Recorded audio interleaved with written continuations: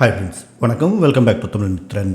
Chef Venkatesh Bhat and chef Damu ரெண்டு பேரும் சேர்ந்து விஜய் டிவியில் வந்துட்டு இருக்கிற குக்கு வித் கோமாளி நிகழ்ச்சியில் நடுவர்களாக இருந்துட்டு வந்த நிலையில் சில நாட்களுக்கு முன்னாடியே அடுத்தடுத்து வீடியோ வெளியிட்டு இனிமேல் குக்கு வித் கோமாளி நிகழ்ச்சியில் நாங்கள் கலந்துக்க மாட்டோம் அப்படின்னும், மேலும் நாங்கள் ஒரு புது பிளாட்ஃபார்மில் உங்களை எல்லாம் மீட் பண்ண போகிறோம், என்டர்டெயின் பண்ண போகிறோம் அப்படின்னும் சொல்லியிருந்தாங்க. இதை தொடர்ந்து இவங்க ரெண்டு பேரும் சன் டிவியில் புதுசாக வரப்போகிற ஒரு நிகழ்ச்சியை ஹோஸ்ட் பண்ண போகிறாங்க. அதனால தான் குக்கு வித் கோமாளி விட்டு விலகிட்டாங்க அப்படிங்கிற மாதிரி செய்திகள்லாம் வந்துட்டு இருந்துச்சு. இந்த நிலையில் செஃப் தாமு தான் குக் வித் கோமாளி விட்டு விலகிட்டு தான் சொல்லி போட்டிருந்த வீடியோவை தன்னோட இன்ஸ்டாகிராம் பேஜிலேருந்து டெலீட் பண்ணியிருக்காரு.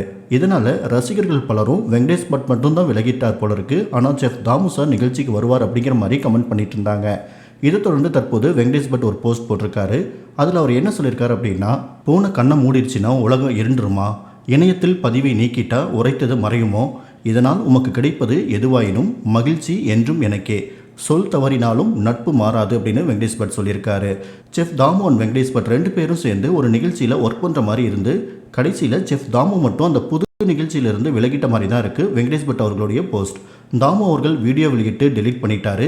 சொன்ன வார்த்தையை காப்பாற்றல, சொல் தவறினாலும் நட்பு மாறாது அப்படின்னு வெங்கடேஷ் பட் ரொம்ப எமோஷனலாக சொல்லியிருக்காரு.